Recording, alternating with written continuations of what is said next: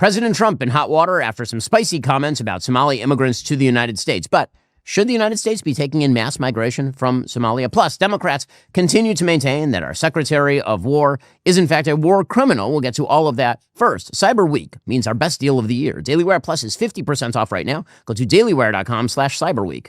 So the President of the United States is now activating Immigrations and Customs Enforcement to go after Somali illegal immigrants in Minneapolis. This, of course, follows hard on these large-scale reports about Somali welfare fraud, the attempt by members of the Somali community, many members of the Somali community, to defraud the federal and state governments during the pandemic. A lot of that money ended up going in remittances back to Somalia.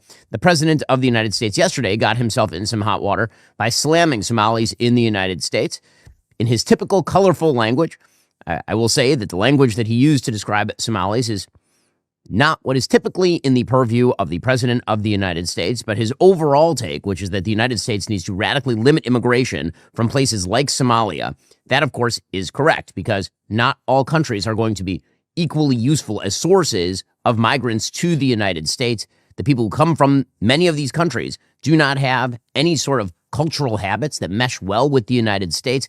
Here's the President of the United States going after Representative Ilhan Omar, as well as other members of the Somali community in Minneapolis yesterday.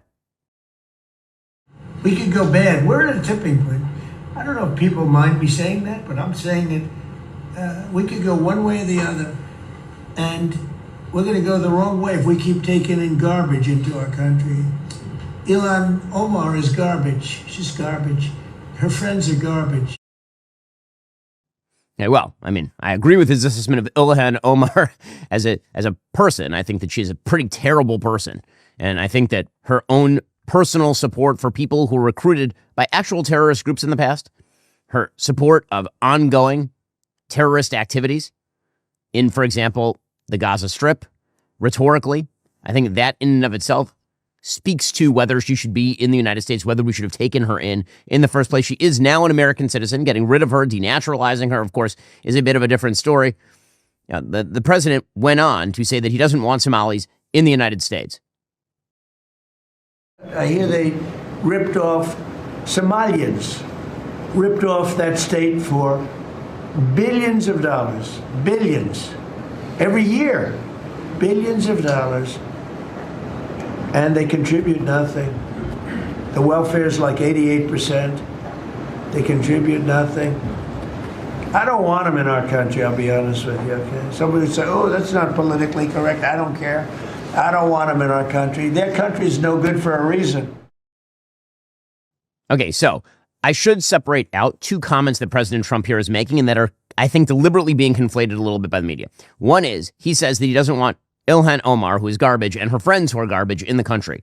That does not mean every Somali in America is garbage.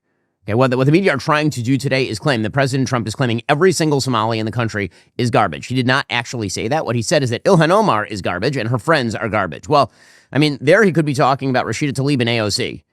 And again, this is the sort of language the President of the United States, not historically the president uses, but this particular president has used this sort of language. And so the outrage is, in my own opinion, somewhat miscalibrated. If you're not used to President Trump's use of insult at this point, after fully a decade of it, I'm going to have to ask whether you have adapted to the Trump era for good or for ill. When he says that he does not want Somalis in the country as a general point, when he says that they're coming from a culture that does not mesh well with the United States, is he wrong about that? As a general rule, is that wrong? On Tuesday, the administration unveiled a new regulation that would prevent immigration applications from citizens of 19 countries already covered by President Trump's travel ban. So right now there's a travel ban that says that you're not going to get a travel visa if you're coming from Iran, Venezuela, Haiti. Now he's extending that into a pause on all immigration applications from those 19 countries. And a new operation in Minnesota is going to expand on those moves, according to the Wall Street Journal. Last month, the president said he would revoke temporary protected status for Somalis only in Minnesota. The TPS program, of course, is designed to prevent deportation of people who are seeking asylum. So President Trump focusing on Ilhan Omar, again, I think that is well taken. I think that she truly is quite the horror show in terms of Congress. And it does speak to the people who are electing her because, of course, we are responsible for our representatives. If you elect a person who obviously does not like her own country, and here I mean the United States, or maybe she likes her own country, but her own country is Somalia, which seems to be the sort of thing that she says fairly routinely, I'm not sure why the president is supposed to like that. Okay, all of this raises the question as to whether the United States ought to block immigration from third world countries, which, of course, is a point the president has been making over and over and over again. Well, according to the Migration Policy Institute, from 2015 to 2019, Somalis, of all sub-Saharan African immigrants, had the lowest levels of educational attainment. Only 14% held a bachelor's degree or higher. Somali-headed households of all immigrants from sub-Saharan Africa, which is to say mostly the poorest immigrants who come into the United States, Somali-headed households had the lowest median income at $32,000. Somalis in the United States had a 37% poverty rate. Okay, extremely poor, extremely uneducated. Somalis had the highest rates of being uninsured in terms of health insurance. That would be 18% uninsured via health insurance. Somalis had the highest naturalization rate of any of these groups. So they come here extremely poor, extremely uneducated, with a not tremendous income and wealth trajectory. And then they get naturalized at a super high rate because they want to stay, which, of course, anyone would want to stay. This is an amazing country. That does not mean we have an obligation to take everybody in. And when they do earn money, Somalis, a huge percentage of that money gets sent back to Somalia, and some of that money goes to terrorist groups like Al-Shabaab. According to the Migration Policy Institute, from 2015 to 2019, remittances constituted 35% of the entire GDP of the country of Somalia. Remittances are where a Somali American sends their money back to Somalia as a form of financial support. Okay, that is what President Trump is railing against. Now, again, you may not like his language. You may think that it's colorful or purple or whatever. And that's fine. Anyone can be critiqued for the language that they use. But his general point, which is that the United States cannot afford to take in waves of extremely poor immigrants who do not cohere to the American system, that we cannot afford to bring in hundreds of thousands of people with actual allegiances to war-torn countries like Somalia, who then take disproportionate shares of our welfare dollars. That, of course, is true. It's true. And this is why when you hear the argument, it's made so often, well, this is a country of immigrants. Okay, it is certainly true that this was a country of settlers, and then it was also a country of immigrants, but the kinds of immigrants you take in help define your country. And the systems that they meet here help define your immigrants. Already coming up more on America's immigration policy and what's changed over time. First, this episode is sponsored by our friends at Birch Gold. Our first advertiser at the Daily Wire was, in fact, Birch Gold. In that time, we've helped thousands of Daily Wire listeners diversify into physical gold. Talk about peace of mind, especially when you see gold up over 50% this year alone. In all that time, the most successful promotion we've ever run with Birch Gold was the 24-karat gold-plated Truth Bomb, our version of a bunker buster on leftist ideology. Well, we happen to have an extremely limited number of these in cold storage right now. Until they're gone, with a qualifying purchase from Birch Gold, you can own a Daily Wire Golden Truth Bomb. Let Birch Gold help you convert an existing IRA or 401k into a tax-sheltered IRA in gold. If your purchase qualifies, they'll send you that Golden Truth Bomb. I bought more gold from Birch Gold myself this year. With rate cuts from the Fed in 2026, the dollar will likely be worth less. And what happens if that AI bubble bursts, which is something I'm sort of concerned about? Diversify. It's a smart investment strategy. Just text my name, Ben, to 989898 to claim your eligibility before December 22nd. Do not wait. Text Ben to the number 989898 today because Birch Gold will run out of Golden Truth Bombs quite soon. Text Ben to 989898. Also, this episode is sponsored by Dose Daily. You can't always count on big institutions to prioritize your health, so it's up to you to take charge. With liver health concerns on the rise across the United States every year, Dose for your liver is one of the simplest ways to protect and support yours. Unlike capsules or powders, Dose is a liquid supplement you take as a quick 2-ounce daily shot, and it tastes just like fresh squeezed orange juice. Your liver is one of the hardest working organs in your body. It's important to give it the help it deserves. Your liver acts like a filter, working behind the scenes on over 500 essential functions every single day. Things like helping with digestion, energy production, fat metabolism, even storing those important vitamins. When it's running smoothly, you'll feel the difference in your daily rhythm. Dose is formulated to support your liver's day-to-day function, helping it handle unwanted elements so it can keep doing its job with ease. With zero sugar, 0 calories, 0 junk, it's a simple addition you can feel good about. And with clinical studies backing its impact on liver health markers, Dose is grounded in real science, not guesswork. So why not give your liver the daily support it deserves? New customers can save 35% on your first month of subscription by going to dosedaily.co/Shapiro or entering Shapiro at checkout. That's DOSEDAILY.co/Shapiro for 35% off your first month subscription. The reason that so many people have left their home countries over the course of centuries to come to the United States is because the United States was a place that guaranteed opportunity, but it did not guarantee a gigantic welfare system that actively prevented assimilation. We changed our own immigration system. We changed our own incentive structure, and then we were surprised when different people came, which is crazy.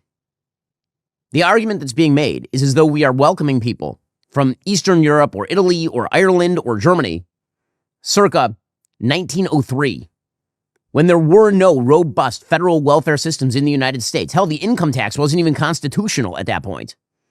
There were no robust welfare systems even at the state level. There was no attempt, really, by the government to get involved in propping up people who are wildly poor to the tune of not having to assimilate or get a job. And so that drew a different kind of person. Yes, it drew people who were desperate, but the people who were desperate recognized that their path forward lay in embracing Anglo-American legal ideas, lay in embracing biblical values, lay in embracing and assimilating to American rights and responsibilities. Because that was the social safety net. The social safety net was you join a community. You come here, you join a church.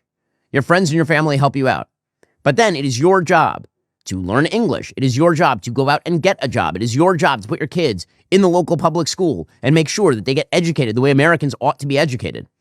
That is why the assimilative project in the United States was extremely, extremely successful up until really the welfare era. And then the welfare era begins and everything changes. And it doesn't mean that we didn't have extreme, really, really extreme conflict over immigration prior to the welfare system. Obviously we did. Huge controversy over the levels of Chinese and Jewish immigration in the early part of the 20th century. Before that, huge levels of ire over Irish immigration in the 1840s, 1850s. And so immigration has always been a real hot point in American politics forever, because when new people come to a country, the question is, are they going to become part of the system or are they going to tear down the system from within? However, the great guarantor that people were going to assimilate is the fact that they didn't have a choice. The incentive structure drove them toward assimilation. It drove them toward participation in the American dream. And then comes the welfare system. And then comes an incentive structure that says, come here and we give you free stuff and we demand nothing of you. And we say that you can do basically whatever you want in terms of employment. And we say that you can send all your money back home. And we say that you don't have to actually try to get involved in the Anglo-American project, even in legal terms. And then we're surprised when we draw a different type of immigrant? That's ridiculous. It's totally ridiculous. It's the same thing as saying that, I have a donut shop, and my donut shop is a prestige donut shop. You come in here, you can get like the best of the best donuts. Like we go in the back every morning, and we handcraft our donuts. They're amazing. The constituency that is drawn to that donut shop is going to be of one particular sort of clientele. And then you decide that you're going to change your policy and you just hang a sign in the front window that says free donuts. Who do you think is going to show up? Is going to be a very, very different constituency. And pretending otherwise is silly. And again, this is not the fault of the people attempting to come to the United States. This is not their fault.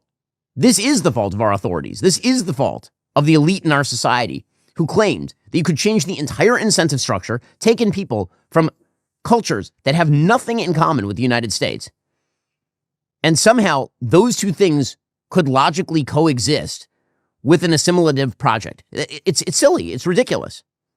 And then the claim is that if you point this out, that somehow you are bigoted or racist. No, it's not bigoted or racist to say that if people come from a place that does not have anything in common with the United States, and there is no actual incentivization of assimilation, that they're not going to assimilate. And clearly that is true. Clearly that is just the case. That is particularly true when you have politicians whose job apparently it is to help people violate the law. It is incredible to me that the governor of Minnesota, Tim Walz, who apparently presided over $1 billion in fraud from the Somali community. I guess not every Somali in Minnesota, but from subsets of the Somali community in Minnesota. He presided over that. The media found that totally uninteresting for years on end, by the way. He was the vice presidential nominee, and this only breaks the year after he was the vice presidential nominee, which is ridiculous. People were investigating this going back over a year, well over a year. The fact is that you do have a political class that is actively attempting to subvert the assimilative project. Again, there's this game that's being played that is bad for you to mention, that people are not assimilating at the same rates, depending on where they are coming from, and that maybe the United States doesn't have as much of an interest in Somali Americans arriving dirt poor as they do in, say, highly educated Indian immigrants joining an H-1B visa program. There are people who have an incentive to say that in the political sphere and who actively facilitate lawbreaking in order to make that point, I suppose. That's what Minneapolis Mayor Jacob Frey is doing. He, of course, was recently reelected mayor of Minnesota with some support of his Somali constituents. There's basically a full-on tribal electoral war that happened in Minneapolis between various sort of factions of the Somali community, literal like familial tribal conflicts leading people to vote for either Jacob Frey or to Omar Fateh, who is the Somali candidate for mayor of Minnesota. Well, here he was warning his constituents of reports that DHS is planning to flood the city and deport people. Well, hold up. If people are violating the law, why are you actively facilitating their avoidance of the law? We are here to respond to a number of credible reports from several media outlets relaying that there are as many as 100 federal agents that will be deployed to the Twin Cities with a specific focus on targeting our Somali community.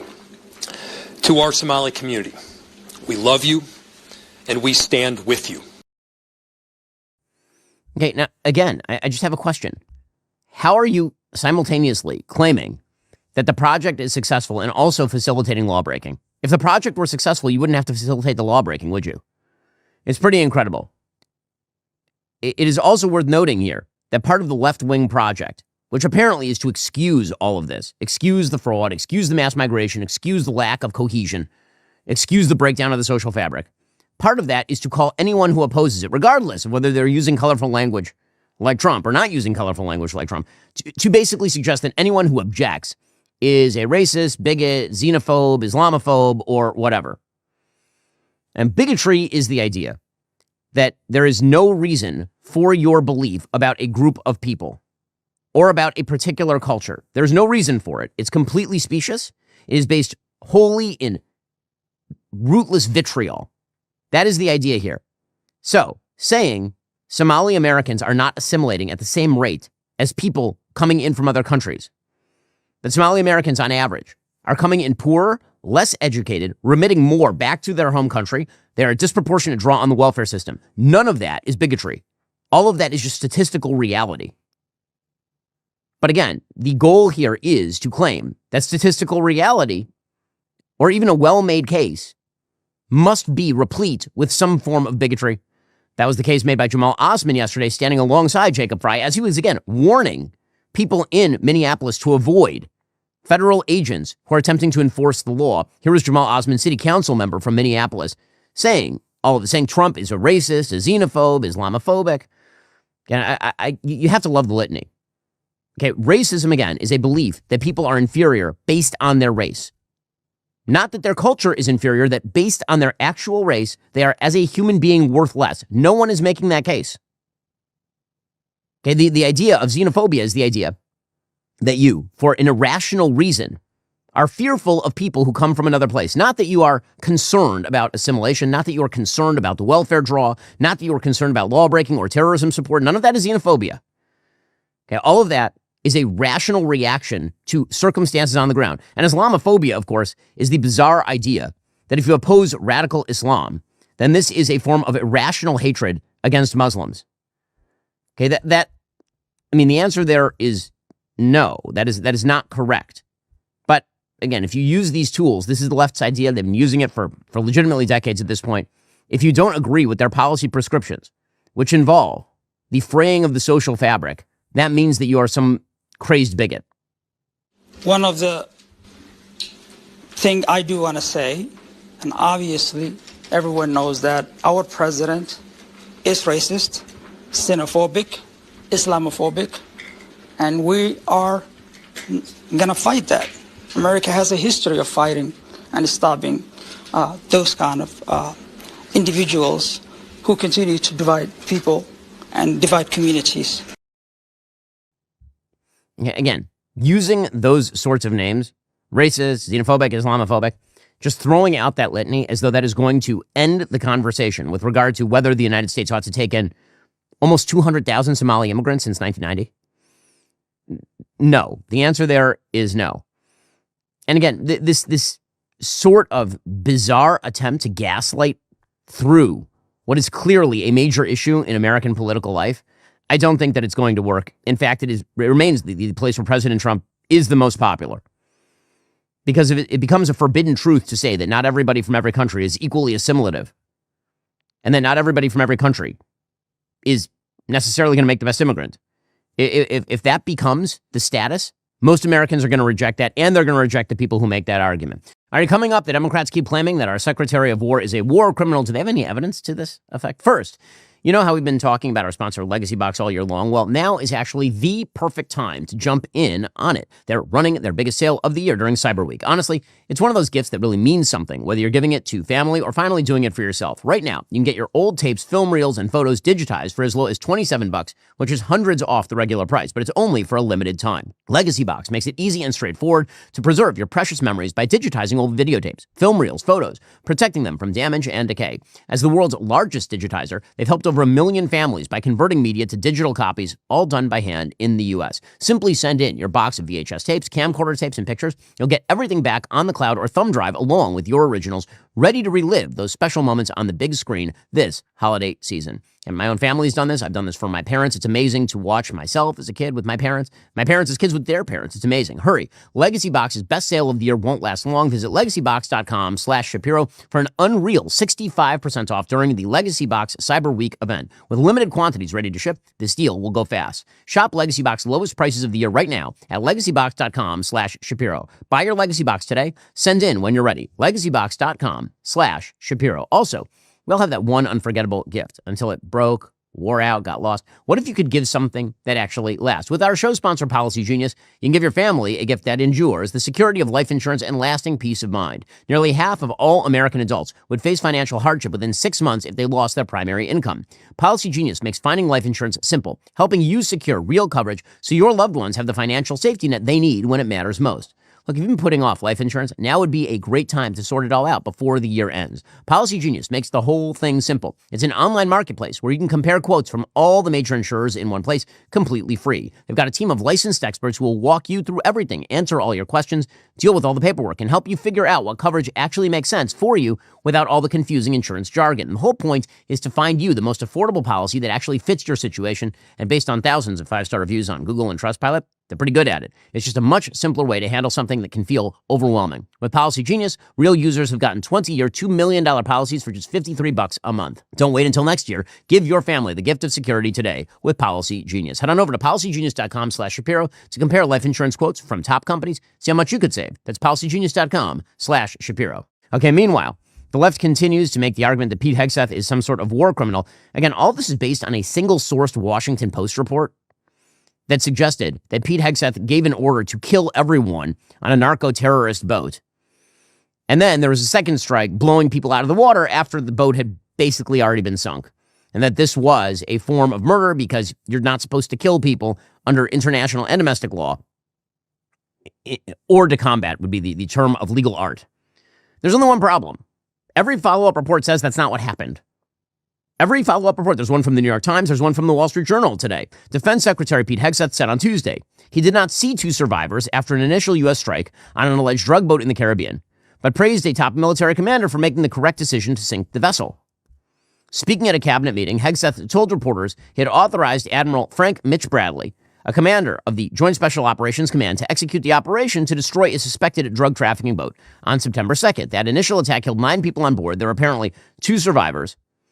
Hegseth, who on September 3rd said he watched the operation live, said Tuesday he witnessed the first strike, but then left the room ahead of the second attack for another meeting, and he only learned about it an hour or 2 later. Here is Hegseth defending his commander. I will just end by saying As President Trump always has our back, we always have the back of our commanders who are making decisions in difficult situations, and we do in this case and all these strikes. They're making judgment calls and ensuring that they defend the American people. They've done the right things. We'll keep doing that, and we have their backs, Mr. President. Good job. Thank you very much. Okay, the Secretary of War then went on to blame the fog of war for the operations that took place. I did not personally see survivors, but I stand, because the thing was on fire. It was exploded and fire and smoke. You can't see anything. You got digital. This is called the fog of war. This is what you in the press don't understand. You sit in your air-conditioned offices or up on Capitol Hill and you nitpick and you plant fake stories in the Washington Post about kill everybody, phrases on anonymous sources not based in anything, not based in any truth at all. And then you want to throw out really irresponsible terms about American heroes, about the judgment that they made. I wrote a whole book on this topic.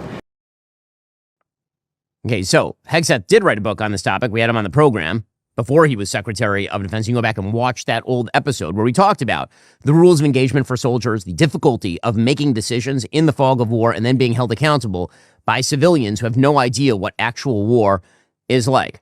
So what are Democrats doing? Well, their first line of attack is to pretend that they actually have full, clear-cut information that Hegseth ordered a strike on people who are basically floating on driftwood in the water. This is the case that they are making. So Hakeem Jeffries is already threatening political prosecutions. He's saying that when the Democrats take control, then they are going to be able to politically prosecute whomever. And again, this should apply theoretically to members of the military who follow what they believe to be legal orders at the time.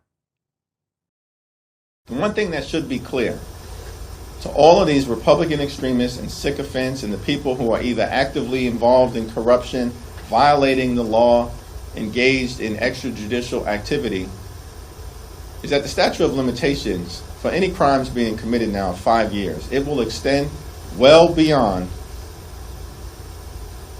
the end of the Trump administration.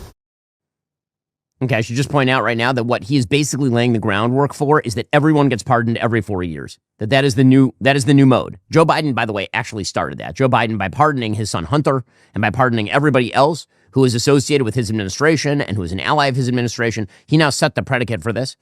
And by sicking his FBI and DOJ on President Trump, the basic idea now for the foreseeable future is going to be that every party on its way out the door pardons everybody.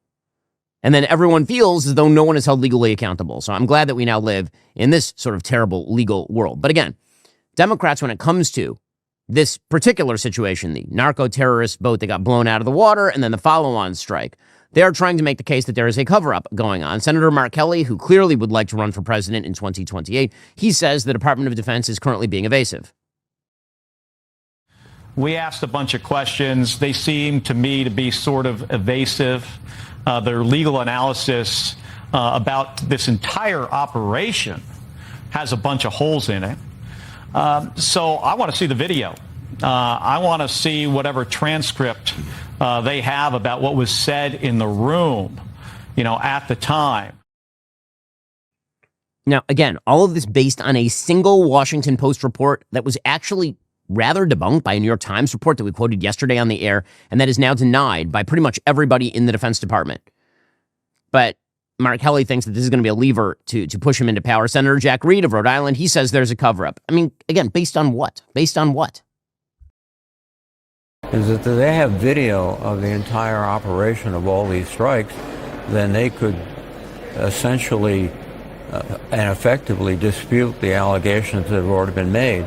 So I'm very suspicious that they've never shared that tape with us and that they are consciously trying to cover up what took place. Okay, this sounds like it's made up out of whole cloth. That's what it sounds like. It sounds as though a bunch of Democrats came out several weeks ago and made the claim that members of the military need to ignore illegal orders without defining an illegal order, and then the media just went and hunted around for a quote-unquote illegal order, and it turns out that it's not really true, but Democrats ain't going to let it go. Republicans, for their part, are saying, listen, we're perfectly willing to do an investigation. We'll find out what happened. This, by the way, would be the actual responsible thing for Democrats to say. They'd say, we're troubled by that Washington Post report. We don't know whether it's true or not. We require a full investigation to get to the bottom of it. If it's true, there should be consequences. If not, then, we don't know if the story is true or not. Instead, Democrats are going whole hog on this thing. Here's Senator Roger Wicker of Mississippi saying, we'll find out the facts. Don't worry. Were there survivors who were killed in that second attack? I don't have that information. Do you worry? But I do think we'll get that information, and we're certainly going to have available to us all of the audio and all of the video. And at that point, I'll be able to have a more informed conversation with the press. Do you worry it could be a war crime if the survivors were killed? We're going to find out what the true facts are, and then there'll be a determination about that. Okay, so again, Republicans are not ignoring this. They're just saying we would like to get to the bottom of this. Now, Democrats in the end are going to be forced to rely on a different argument because I don't think the facts are going to be there to support this outsized allegation. They're going to be forced to rely on the argument that this entire operation is illegal. Now, there's a case to be made that the operation in international waters is somehow illegal. It's a case that has been made by some conservatives as well as pretty much all of the left. The basic argument is that there is no such thing as a narco-terrorist, that basically that designation is a rhetorical designation, but it is not, in fact, a legal designation. That if you wish to have authority to strike, for example, a boat that is filled with drugs in the middle of the Caribbean, you do have to make the argument that it is either an armed attack or an imminent threat. You have to make the case that it is an act of self-defense to strike these boats. Now, I think you can make a very strong case it is an act of self-defense. If they are shipping fentanyl up to the United States or attempting to do so, and that's killing 100,000 Americans a year, seems to me that should fall under the imminent threat issue. And then there's the question of whether you need some sort of military authorization to go after what President Trump has now designated as a foreign terrorist operation. Drug cartels historically have been treated as transnational criminal organizations, not terrorist organizations. The definition of a terrorist organization is relatively unspecific. It's a little vague. It basically says that if you participate in particular acts, then you could theoretically be qualified as a terrorist organization. So under the U.S. Code, if you participate in, say, hijackings, bombings, assassinations, hostage taking, if you do any of that, then theoretically you could be a terrorist organization. Now, we know that drug cartels engage in a lot of that sort of stuff. The question is whether that is quote-unquote terrorist activity or criminal activity, maybe a distinction without a difference in the law. The bottom line, however, though, is that if Democrats are forced to now make the backup argument that actually blowing drug boats out of the water is bad, good luck for them on this one. Here is one Democrat having the audacity to make the case, Representative Adam Smith from Washington. This is not self-defense, and no matter where you do the strike, if it's not self-defense, then it's illegal. And look, I have a lot of sympathy for the general idea that when we send our service members out into combat, they got some very difficult decisions to make. When you look at what was going on in Iraq and Afghanistan, and you're stopping someone, do they have a gun? Do they have a suicide vest? Are they a threat? When you're in the middle of an insurgency with roadside bombs and car bombs and all of that, even in the aftermath of the Afghanistan pullout, when we had that suicide bomber kill 13 service members and hundreds of people in Kabul, and we did that strike against a car that we thought was a threat that turned out not to be a threat, I have some sympathy for that. But people on a boat in the middle of the Caribbean carrying cocaine are not a direct threat to the lives of our service members or Americans. Okay, I just have a question as to why people on drug boats who are carrying fentanyl into the United States, allegedly, why they would not, in fact, be a threat to Americans.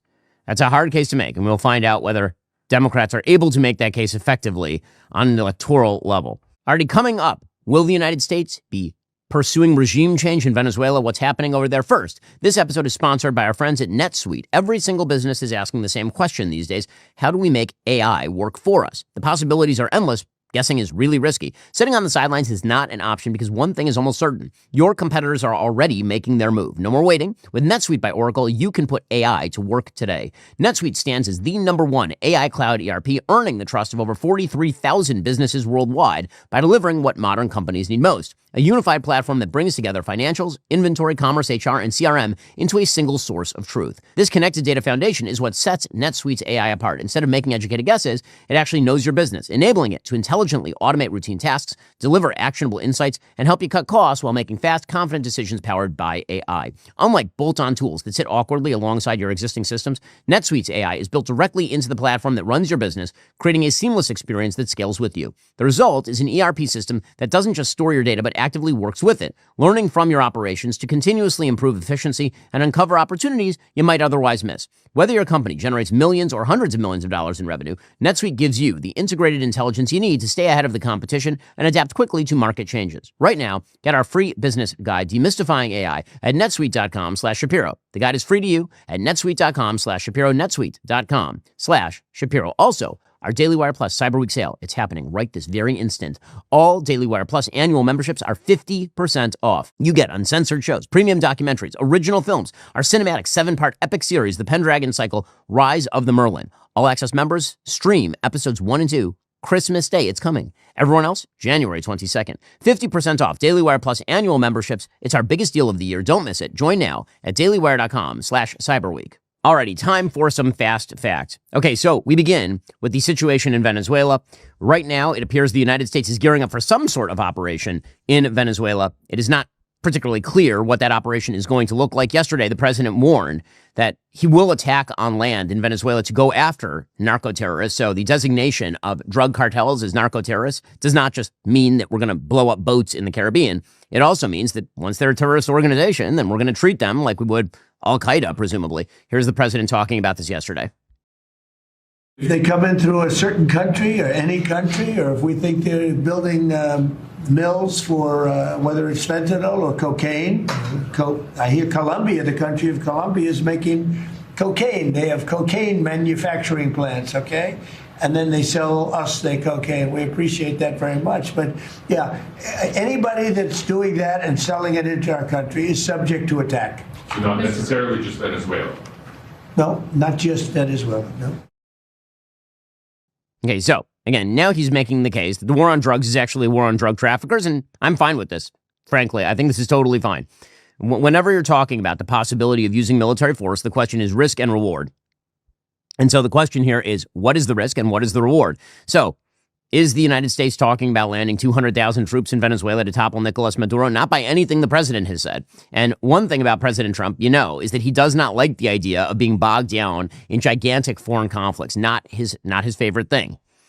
That is why all of the specious and ridiculous talk about how a single B-2 sortie over the Fordo nuclear facility in Iran was going to lead to World War III and a vast loss of American lives, that was all bunk. It was all nonsense from the beginning.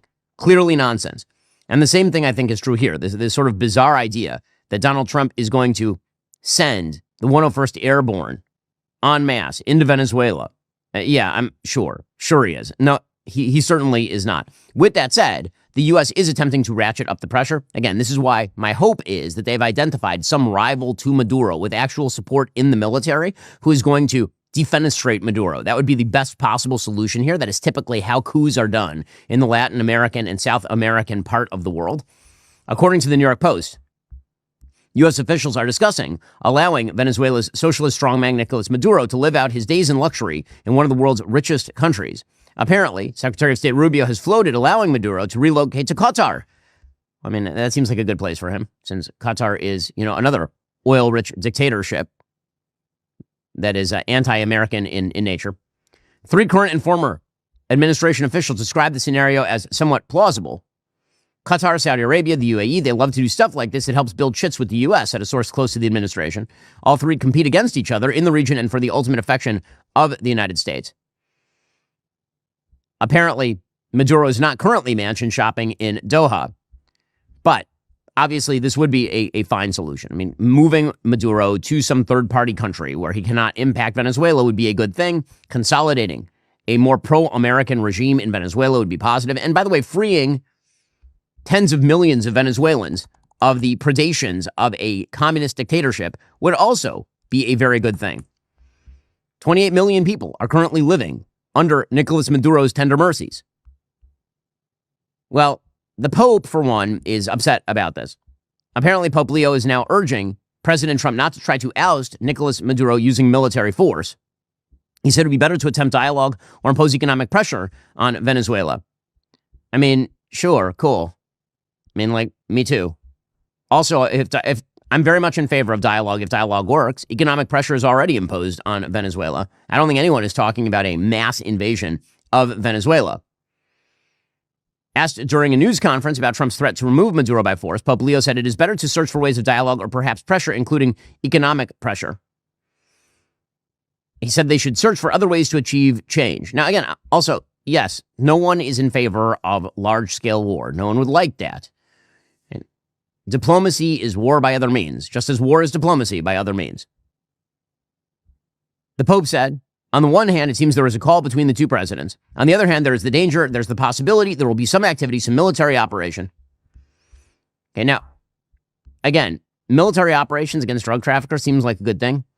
I think that some of the exaggerated headlines coming out here about what Pope Leo actually said, to a disservice probably to Pope Leo, he is not claiming that there shouldn't be any pressure to make Maduro go.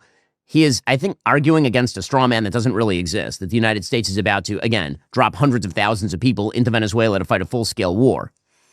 However, it seems to me that the Pope putting additional pressure on Maduro and less pressure on the United States would probably be a good thing.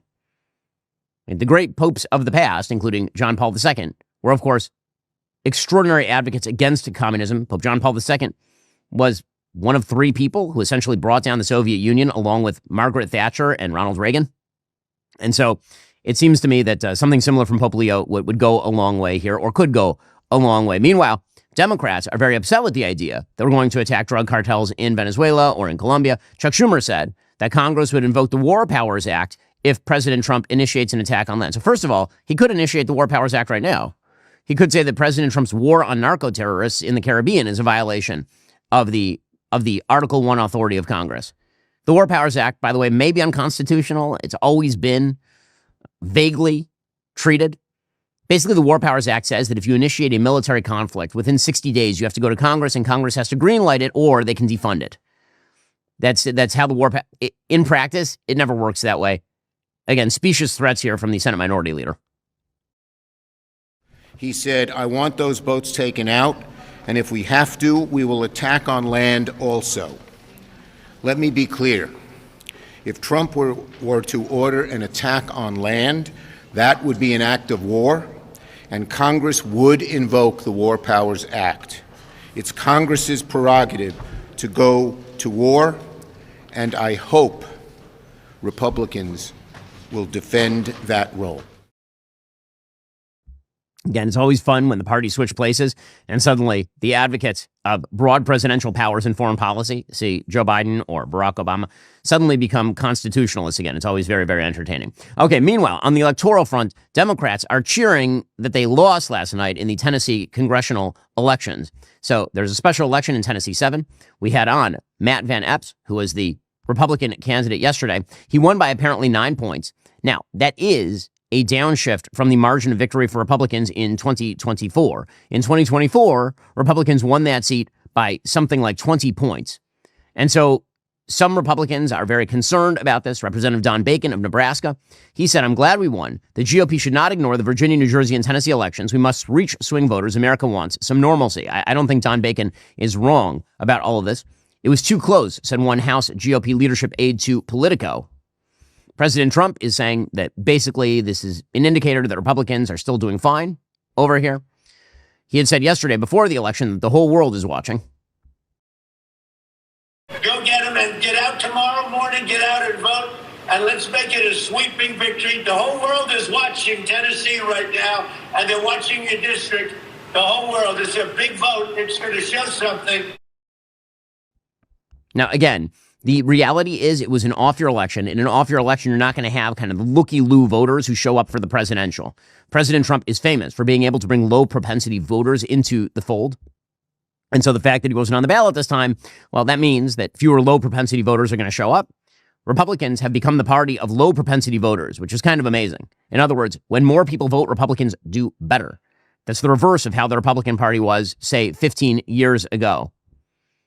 With that said, was this an amazing election cycle for Republicans? No.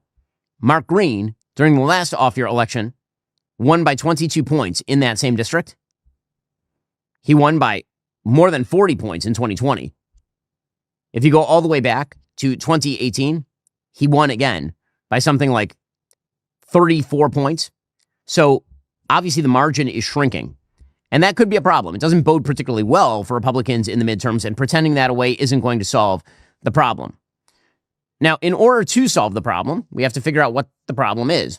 Okay, on immigration, the Trump administration has done a good job. And in some ways, solving the immigration issue has actually taken the issue off the table for the Republicans. President Trump yesterday pointed out that for 6 months, there have been no illegal immigrants coming into the United States. That's a hell of an accomplishment. It also means you can't really run on illegal immigration as kind of your point of the spear. It's just not as much of a concern as it was a year and a half ago against Joe Biden, who opened the border wide. For 6 months in a row, 0 illegal aliens have been admitted into the United States. You believe that? 0. We had millions of people coming in a year, millions. Now we have 0.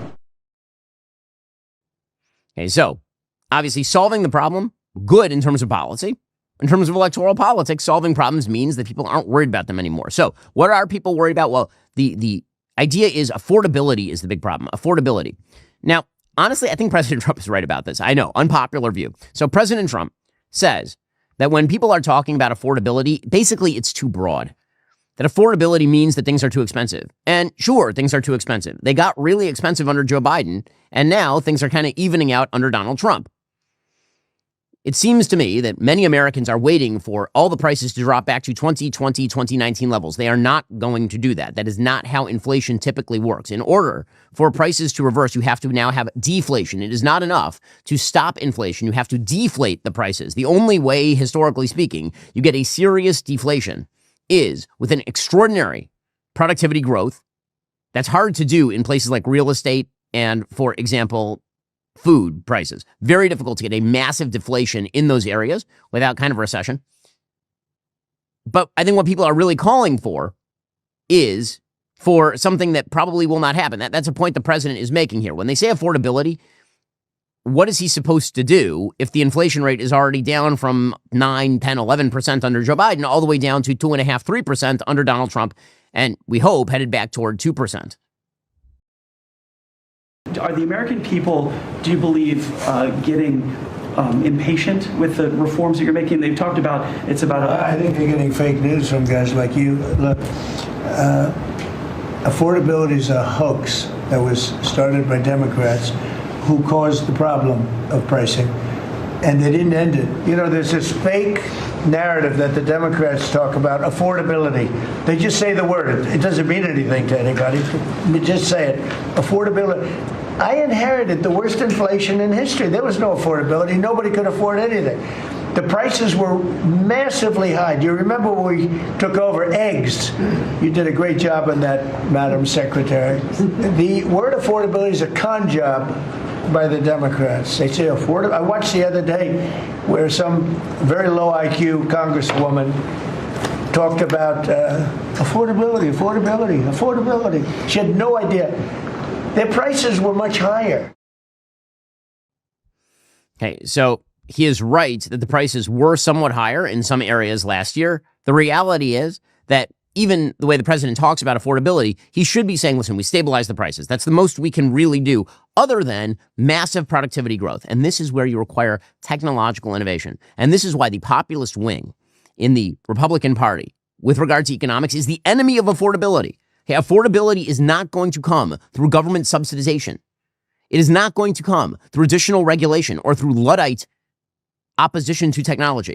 Again, prices only go down if one of two things happen. Supply increases dramatically or demand decreases dramatically. If demand decreases dramatically, that is typically the result of a recession. If supply increases dramatically, that is typically the result of technological innovation. And this is why the kind of foolish economic populism that says, for example, get rid of self-driving cars, bad. Self-driving cars, bad. And you see this.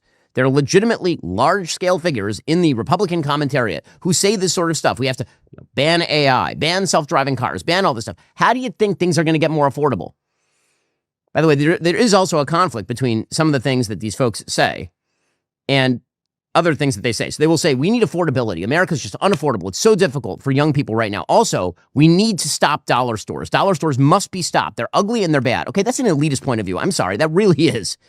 And my wife and I were not nearly as wealthy. We used to routinely shop at places like the dollar store. because it was cheaper there. And that was a good thing for us. It made our life easier. There's still lots of people who are reliant on those kinds of stores and ripping on those stores because you want the mom and pop shop that charges 4 times the price. That is not a solution to affordability. That is actually a driver of unaffordability. Again, the laws of supply and demand are undefeated.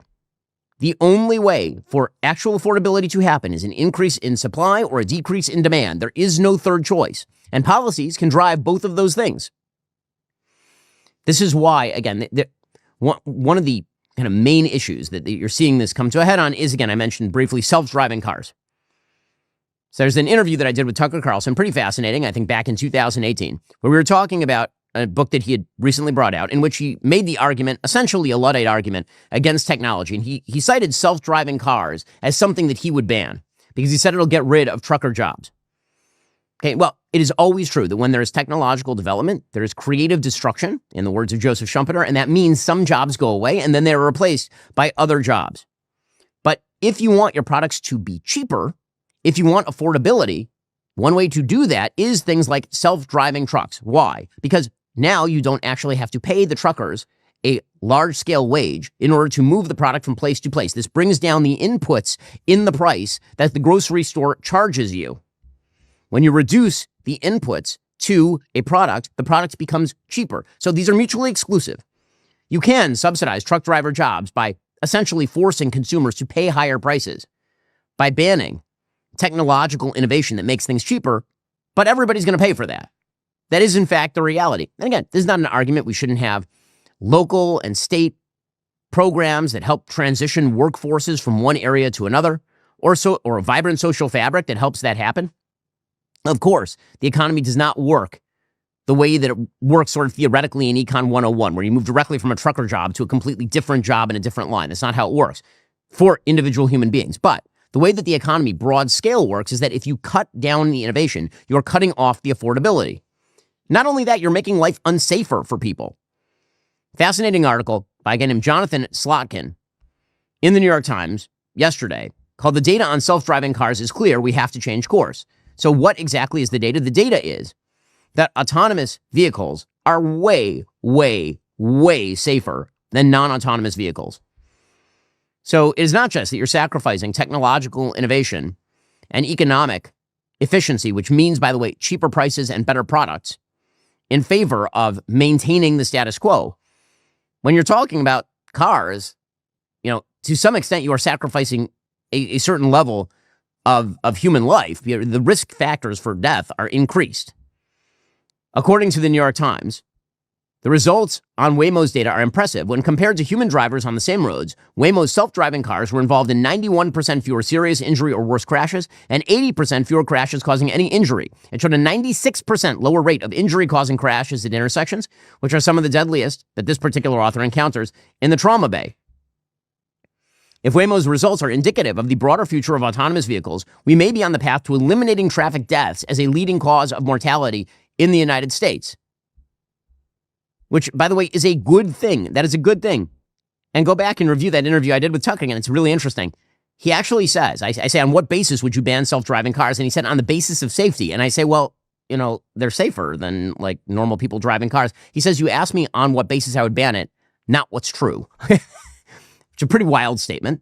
That's the same group whose wages have gone down by 11% over the past 30 years. The social cost of eliminating their jobs in a 10-year span, 5-year span, 30-year span is so high that it's not sustainable. So the greater good is protecting your citizens. What I care about is living in a country where, decent people can live happy lives, actually. And so, no, I would say immediately, no, are you joking? And I maybe would make up some pretext for public consumption, like, oh, they're dangerous. The technology is not quite finessed. No. But the truth would be, I don't want to put 10 million men out of work because you're going to have 10 million dead families, and the cascading effect from that will wreck your country. If we are going to move toward a more affordable economy, innovation is the way out. Innovation is the way. Productivity increases. These are the way out.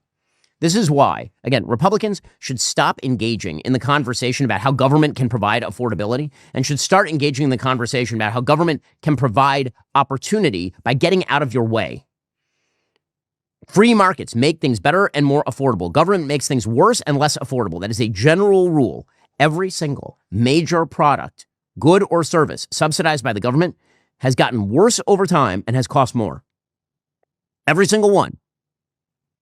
And for the Republican Party to get caught up in this populist death spiral in which they're trying to outbid the Democrats on how much weight they can put on the free market economy in order to alleviate the kind of bizarrely vague line about affordability, that is not, you're not going to outbid Democrats on this. You're not.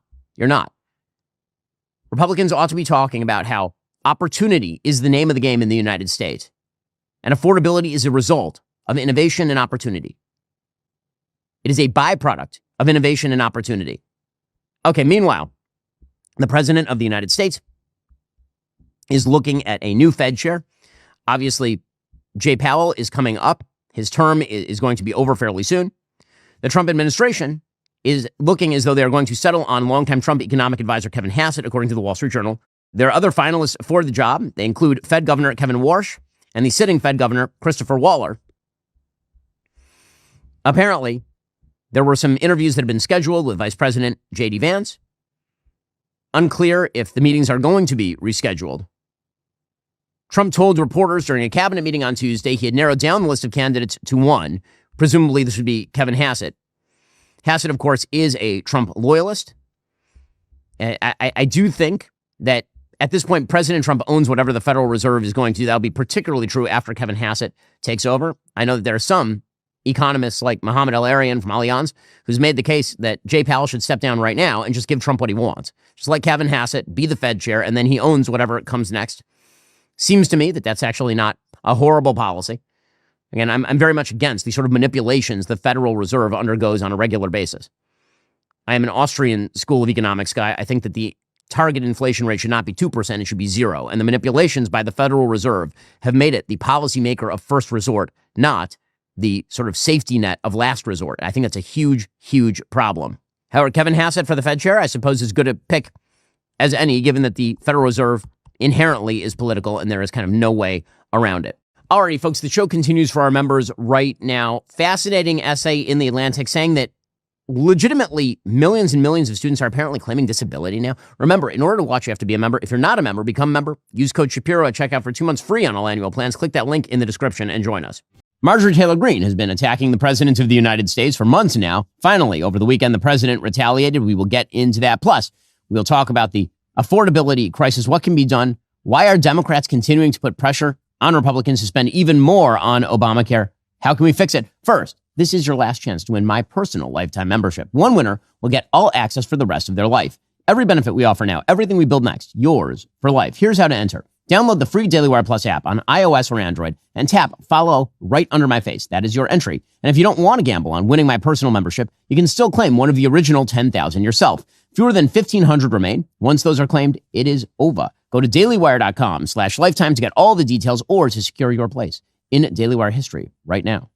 Well, over the weekend, the long simmering feud between Representative Marjorie Taylor Greene and the President of the United States finally boiled over. So Marjorie Taylor Greene has been attempting to run essentially her own knockoff version, her Timu version of MAGA. She's been out retailing it to The View. She's been out retailing it to CNN and MSNBC. She's become the hot new thing in the legacy media. You know, the Jewish space lady. That lady is the hot new thing with regard to legacy media. They now have strange new respect for Marjorie Taylor Greene because she has decided that she is going to attack Trump full time. We've been covering it on the show. Well, the president finally noticed, and President Trump put out a statement over the weekend slamming Marjorie Taylor Greene quite properly for trying to undermine his actual administration. He said on Truth Social, lightweight Congresswoman Marjorie Taylor Brown, green grass turns brown when it begins to rot, betrayed the entire Republican Party when she turned left. This is Saturday morning. This is following Marjorie Taylor Greene's repeated attacks on President Trump, particularly over Jeffrey Epstein. Back on Friday, Marjorie Taylor Greene suggested on CBS that actually the president of the United States was attempting to protect. The American people deserve to see transparency from their government. Rich, powerful people should not be protected. That is completely wrong. And it's a message to victims everywhere, victims of human trafficking and children who are trapped in terrible situations, that the government will not protect the predators, that we will work hard to protect the victims. Now, again, it is ridiculous to suggest the president of the United States is trying to protect predators. And finally, the president of the United States had enough. This line, of course, has been retailed by a wide variety of people who are supposedly allies of President Trump, who have turned on President Trump using the Epstein files as a way of getting at him. We'll get to that in a moment, because MTG is part of a broader kind of splinter effort inside MAGA to take control of MAGA, because they are angry at the president's policy decisions, and now they've decided to use Epstein as a wedge. And so the president withdrew his support for Marjorie Taylor Greene on Truth Social, suggested that he might, in fact, back a primary opponent to Marjorie Taylor Greene. Again, she would only be famous for her dumb Facebook post if it had not been for the president of the United States touting her, treating her as an ally, building her up. And then, of course, she got very angry because she wanted to run for Senate in Georgia. And he pointed out to her she was going to lose by 20 to John Ossoff if she ran for Senate in Georgia. This, of course, ticked her off. So President Trump finally lost it at her on Truth Social. He said, "I'm withdrawing my support and endorsement of Congresswoman Marjorie Taylor Greene of the great state of Georgia." He said, "All I see wacky Marjorie do is complain, complain, complain." He said, "It seemed to all begin when I sent her a poll stating she should not run for senator or governor. She was at 12% and didn't have a chance. Unless, of course, she had my endorsement, which she wasn't about to get. She has told many people that she is upset that I don't return her phone calls anymore. But with 219 congressmen and women, 53 U.S. senators, 24 cabinet members, almost 200 countries, and an otherwise normal life to lead, I can't take a ranting lunatic's call every day." He then added, "I understand that wonderful conservative people are thinking about primarying Marjorie in her district of Georgia, that they too are fed up with her antics, and if the right person runs, they will have my complete and unyielding support. She has gone far left, even doing The View with their low IQ Republican-hating anchors." So Marjorie Taylor Greene was excited about this because she's attempting, again, to run an anti-Trump campaign inside the Republican Party. And so she responded by saying, "President Trump just attacked me and lied about me." Always playing the victim, Marjorie Taylor Greene. "I haven't called him at all, but I did send these text messages today. Apparently, this is what sent him over the edge, the Epstein files. And of course, he's coming hard after me to make an example, to scare all the other Republicans before next week's vote to release the Epstein files. It's astonishing, really, how hard he's fighting to stop the Epstein files from coming out, that he actually goes to this level. But really, most Americans wish he would fight this hard to help the forgotten men and women of America who are fed up with foreign wars and foreign causes, are going broke trying to feed their families, and are losing hope of ever achieving the American dream. That's what I voted for. I have supported President Trump with too much of my precious time," says Marjorie Taylor Greene, "too much of my own money, and fought harder for him even when almost all other Republicans turned their back and denounced him. But I don't worship or serve Donald Trump. I worship God. Jesus is my savior, and I serve my district, GA 14, and the American people. I remain the same today as I've always been, and I will continue to pray this administration will be successful because the American people desperately deserve what they voted for. For me, I remain America first and America only." And then she included a couple of texts that she sent to the president about Jeffrey Epstein. Now, this is not true. What she is saying here, that the president is trying to cover up the Epstein files, the president made absolutely clear, actually, on Sunday, that that was not the case. He put out a Truth Social in which he said, "As I said on Friday night aboard Air Force One to the fake news media, House Republicans should vote to release the Epstein files because we have nothing to hide. And it's time to move on from this Democrat hoax perpetrated by radical left lunatics in order to deflect from the great success of the Republican Party, including our recent victory on the Democrat shutdown. The Department of Justice has already turned over tens of thousands of pages to the public on Epstein, are looking at various Democrat operatives, Bill Clinton, Reid Hoffman, Larry Summers, etc., and their relationship to Epstein. And the House Oversight Committee can have whatever they are legally entitled to. I don't care. All I do care about is that Republicans get back on point, which is the economy, affordability, where we are winning big, our victory on reducing inflation from the highest levels in history to practically nothing, bringing down prices for the American people, delivering historic tax cuts, gaining trillions of dollars of investment into America, a record, the rebuilding of our military, securing our border, deporting criminal illegal aliens, etc., etc., etc. Let's start talking about the Republican Party's record-setting achievements," said the president on Truth Social, "and not fall into the Epstein trap, which is actually a curse on the Democrats and not us. Make America great again." Okay, so again, Marjorie Taylor Greene kept saying over and over that it was all about the Epstein files. So here she was over the weekend talking with CNN's Dana Bash. What do you think happened? What do you think is the reason for this? Unfortunately, it has all come down to the Epstein files, and that is shocking. Okay, and then she went on in the same interview to slam President Trump for calling her a traitor, even though, again, she has spent the last several months just beating up on President Trump over and over and over. The most hurtful thing he said, which is absolutely untrue, is he called me a traitor. And that is so extremely wrong. And those are the types of words used that can radicalize people against me and put my life in danger. Okay, so again, the new line that's being retailed by people like Marjorie Taylor Greene is that criticism of her puts her life in danger. Okay, the president of the United States disagrees. Here's the president responding to that particular idea. Her life could be at danger because of the rhetoric. Her life is in danger? Who's that? Marjorie Taylor Greene, she says. Marjorie Taylor Greene. I don't think her life is in danger.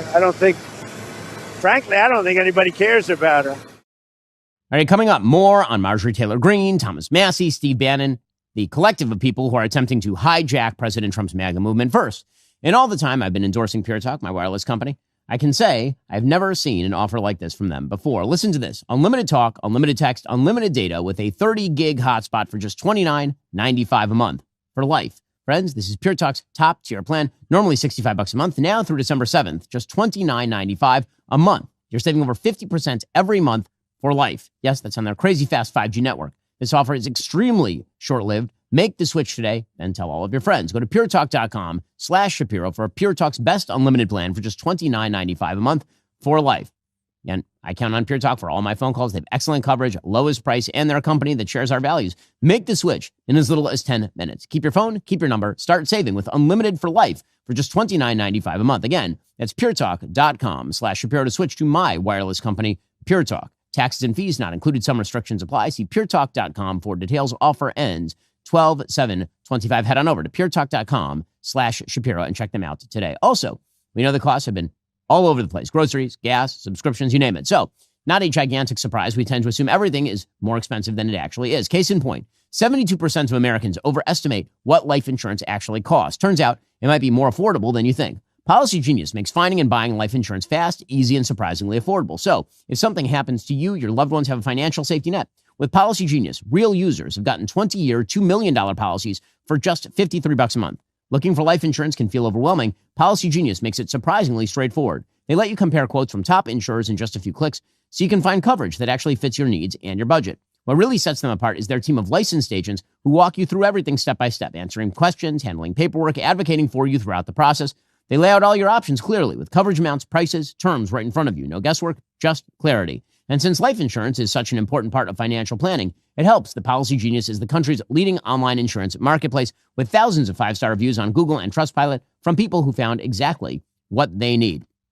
Life insurance is super important. That's why we've got a bunch of it in my family. You need to do the same. Head on over to policygenius.com/Shapiro. Compare life insurance quotes from top companies. See how much you could save. That's policygenius.com/Shapiro. Okay, so again, this is the idea from Marjorie Taylor Greene is that President Trump has basically betrayed MAGA because of Epstein, but also has betrayed MAGA because she has a different definition of MAGA. And this brings us to what's actually going on under the surface here. Marjorie Taylor Greene started caring about the Epstein files in a serious way with regard to President Trump about the time that she got angry at President Trump's foreign policy with regard to the Middle East. That seems to be the pattern here. She, Thomas Massie, and a wide variety of commentators seem to get very exercised about President Trump and the Epstein files by claiming that President Trump is in fact enthralled to Israel and that what is happening with the Epstein files, that it's some sort of Mossad agency operation. And what made them mad is that President Trump actually is not anti-Israel the same way that they are. And this is met with mainstream media approval, of course. I mean, listen, Marjorie Taylor Greene is making pretty clear what she thinks is happening here. Here she was blaming Israel for Jeffrey Epstein, again, without any evidence. And if there's evidence, present it.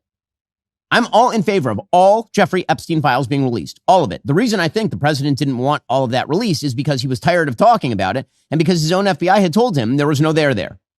But I'm all in favor of more transparency on the Epstein files. And anybody who was involved, if in fact there was, as the sort of most ridiculous suppositions, evidence-free suppositions suggest, some sort of intelligence agency operation to underage people in order to blackmail people, which is the theory here. If that's true, whoever engaged in it is evil.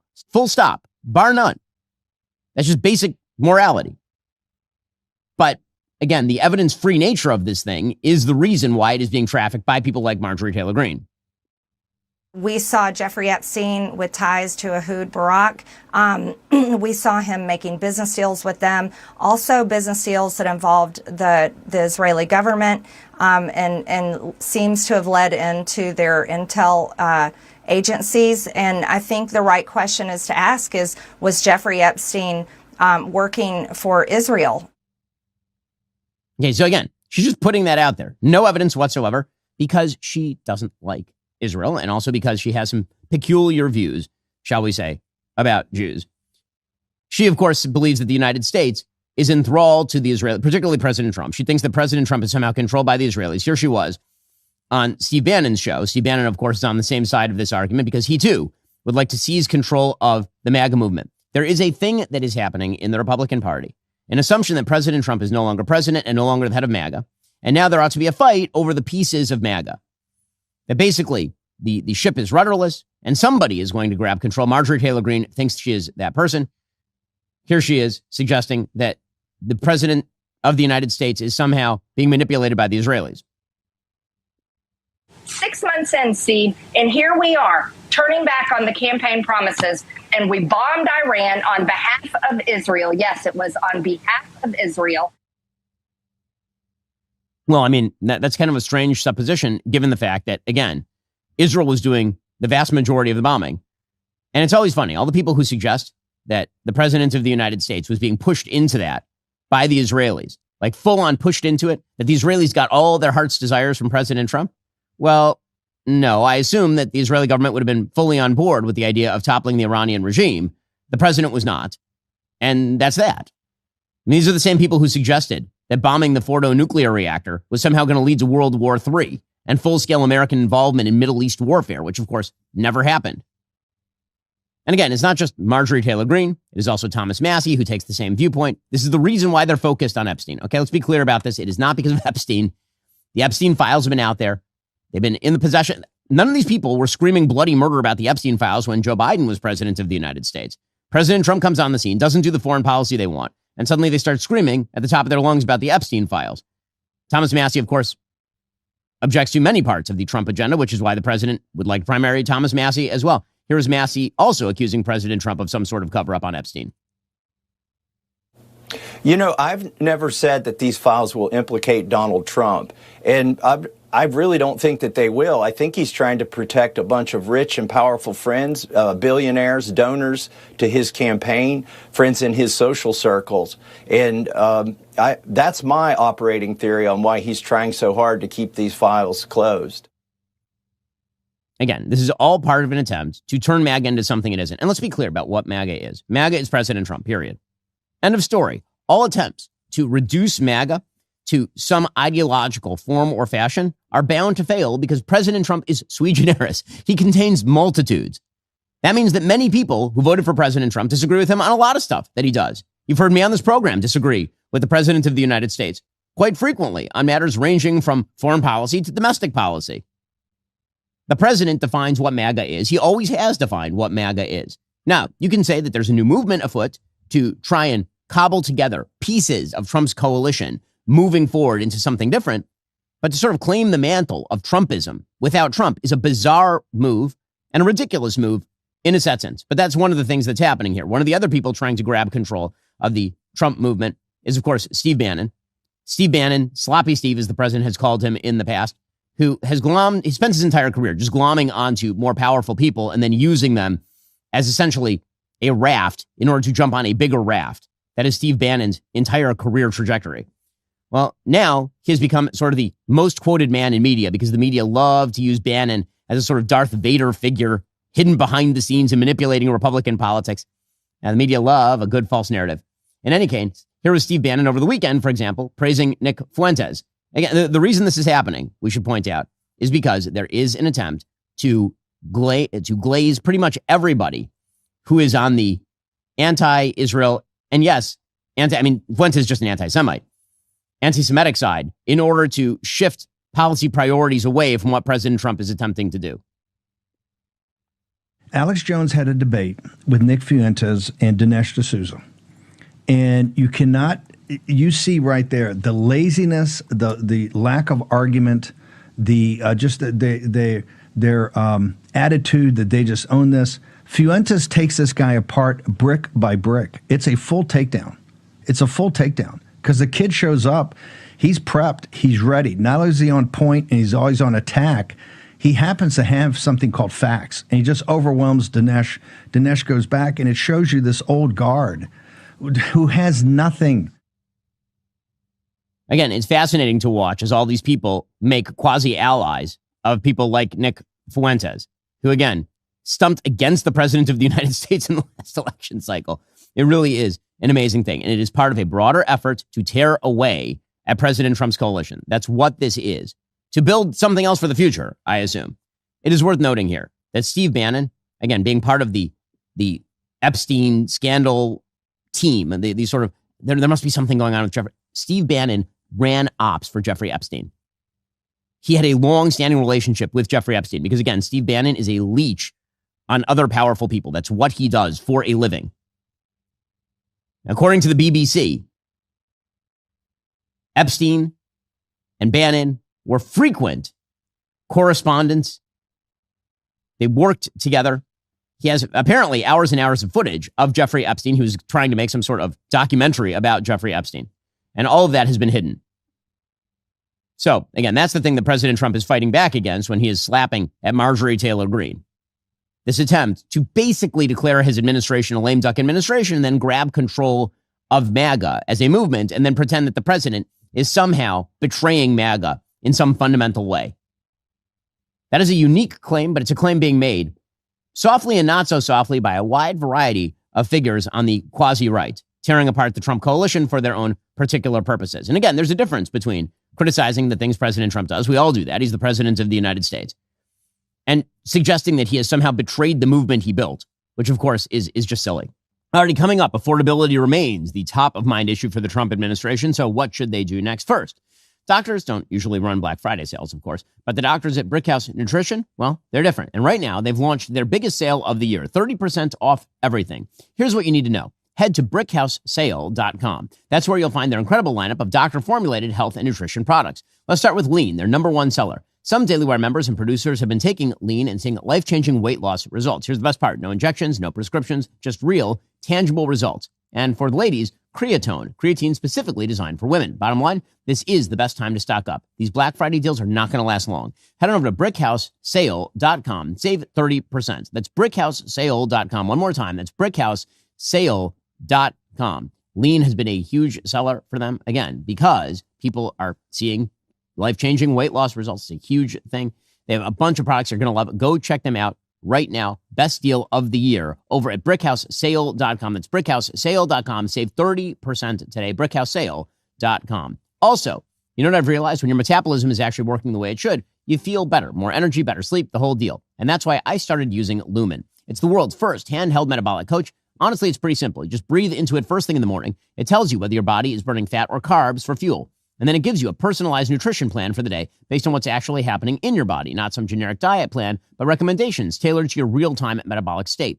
What I love is that I use it before and after workouts to see how my body is responding in real time. It's helped me figure out what actually works for my training and recovery, not just what's supposed to work theoretically. It's like having a coach that helps you understand your body's engine and how to fuel it properly, not just for weight management, but for better energy, fitness results, and sleep as well. Instead of guessing or following trends, you're making decisions based on actual data from your own body. Over time, you start to see patterns and really understand what moves the needle for you personally. Lumen is constantly telling me whether my body is consuming carbs, whether it's consuming fat. These are the kinds of things I need to know. Winter is the perfect season to build strength from within. Stay energized, stay resilient, take charge of your metabolism. Go to lumen.me/Shapiro. Get an additional 15% off your Lumen. That's lumen.me/Shapiro for 15% off on top of any offers or sales running on their website. Okay, meanwhile, concerns about affordability continue to plague the administration. According to the Wall Street Journal, a proposal to give Americans direct payments of $2,000 or more, an antitrust probe into allegations that meatpacking companies are colluding to drive up beef prices, a new plan to lower tariffs on coffee, fruit, and other popular products. President Trump and his advisors are rushing to try to lower prices for American consumers after voters sent a warning shot to Republicans this month over the high cost of living. Following the recent election, Trump's aides have urged the president to focus on affordability. Now, as I pointed out, for weeks and legitimately my entire career. The only way to achieve affordability truly is to have a robust economy built on private property and free market economics. That is the way that affordability becomes a thing. It is why products that are subject to private property rights and to open competition reduce in price and improve in quality. That is the chief hallmark of a capitalist economy. Any attempt by the government to intervene in the economy directly to quote unquote make things cheaper is likely to achieve precisely the opposite effect. And unwillingness to acknowledge that is likely to lead to pretty poor outcomes. So the president of the United States has put out there that maybe there will be $2,000 tariff checks that come back to people. He gave an update on that Friday night. I'll be giving back $2,000 or so to middle-income people, low-income people, everybody but the rich. How soon could Americans see those checks? Will that be in time for Christmas, holiday shopping? No, not for this year. It'll be next year sometime. Do you have a time frame? No, but sometime during the year, next year. It's a lot of money, but we've taken in a lot of money from tariffs. The tariffs allow us to give a dividend if we want to do that. Now, we're going to do a dividend, and we're also going to be reducing debt. We have, because of Biden and others, we have $37 trillion in debt. Okay, so again, he's kind of walking it back a little bit, but let's be real about this. That is not going to solve the price of living problem. That is just helicopter money. Helicopter money increases prices. Now, I've seen the administration passing around a study from the Federal Reserve Bank of San Francisco. This was originally reported by Breitbart, and the headline was, Fed study vindicates Trump trade policy. 150 years of evidence shows tariffs lower inflation. Okay, that is not what the study says. That is not what the study says. What the study actually says is that tariffs eventually lower inflation by leading to economic depression. That's what it actually says. What it says is that prices temporarily increase, and then demand levels off and then begins to decline as there is job loss and inability to pay for the inflated prices, and then the prices decline. So yes, it turns out higher unemployment and deflation is typically the result of tariff policy, which is bad. That's bad. Like, you will get a temporary price spike, and then, because things are more expensive, fewer people can afford them, and then your demand goes down. And when your demand goes down, your price goes down. But the problem is that people are losing their jobs because they no longer have jobs in industries that require the inputs that tariffs have now made more expensive, and now they can't pay for anything, and you enter a deflationary spiral. That's the actual report. But that's not the report that is being promoted by Breitbart and by the Trump administration, which is that tariffs somehow magically lower prices. That would be, as the kids say, huge if true. But in fact, it is not true. In fact, that is not true. Tariff shocks act through an aggregate demand channel is what the study actually suggests. And what does that mean? What that means is that as demand craters, what you end up with is a deflationary spiral. Tariff hikes raise unemployment, lowers economic activity, and lowers inflation. I'm not sure the president wants to lower economic activity. I'm not sure that's what he's looking for. So the argument that it lowers inflation by, destroying the economy, I don't think that that's the thing that you're looking for. Quote, regardless of our identification approach, we obtain the same result. A tariff hike lowers CPI inflation and raises unemployment. Higher tariffs lead to lower economic activity and lower inflation in the short run. That is not, in fact, against the prediction of standard models. Tariff shocks appear to act as aggregate demand shocks, moving inflation and unemployment in the same directions. I'm not sure why this person labeled this sort of traditional economics. No, traditional economics says that a tariff will, in the immediate term, spike prices, and then the demand will go down, and then the prices will go down. So, yes, it turns out that government intervention in the economy leads to unworkability. Meanwhile, Scott Bessent, the Treasury of the Secretary, he says that the costs are going to come down. Here he was explaining on MSNBC's Morning Joe over the weekend. We inherited an affordability crisis. We have slowed the price increases down, and they are going to continue to slow down, and that real working class wages will go up, and that will address the affordability issue. There are many aspects of affordability that have gotten better under President Trump. They're going to continue to get better. I mean, unbelievably, Bloomberg had an article yesterday that said, mortgage rates aren't down that much. Well, on inauguration day, a 30-year mortgage was 7.8%. Yesterday it was 6.22%. That is the single biggest component of buying a new home. And that is a gigantic drop. Okay, so again, maybe the prices come down. But in order for prices to truly come down, you need less government involvement in the economy. That's what you need. Now, meanwhile, Democrats are involved in the business of blackmail, economic blackmail. So the basic idea here is that if you won't pay everybody's benefits, we are then going to yell at you for making everybody's life worse. This is the beauty of big government policy. You propose a policy. That policy drives up prices in education, in housing, yes, in food. You subsidize all those things, the prices go up. And then when somebody cuts back and they say, hey, we can't afford all of this, it's actually creating economic unworkability. Then you step in and say, if you won't subsidize it, then you're making people's lives worse. We actually need more government funding. This is the magic opiate that is government spending. Once you get people used to a certain level of government spending, then it starts to, the effect starts to flatten out, and you need more government spending in order to achieve the same high. This is what's currently happening with food stamps. According to Politico, millions of Americans greeted the end of the government shutdown with relief. But others are learning they could soon lose federal food aid permanently. Ag Secretary Brooke Rollins directed USDA staff during the record-setting 43-day shutdown to continue ushering states toward compliance with Republicans' signature tax and spending law, which is projected to kick millions out of the nation's largest anti-hunger program in the next few months. Those changes, combined with other provisions in the new law, will represent the most significant cuts to the social safety net in decades. And it all comes as low-income families are confronting stagnating wages that aren't keeping up with the skyrocketing cost of living. Now, again, one of the things that contributes to the skyrocketing cost of living are gigantic food subsidies, which is what SNAP is. That's also why wages stagnate, by the way. SNAP, effectively speaking, is a subsidy to low-wage enterprises like, for example, McDonald's.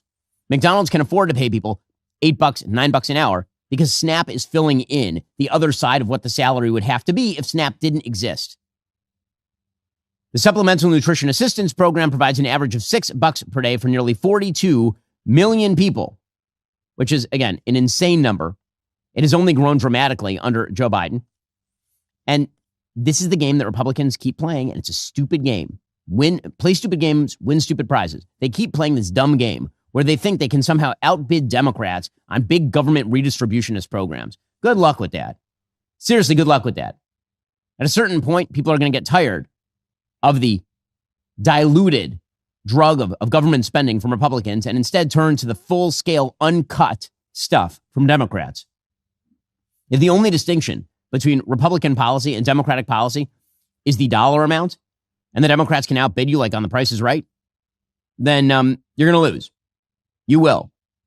And again, this is the Democrats' game. They design programs that are bound to fail unless you have to keep the subsidies up. And then the minute the subsidies go away, they blame you.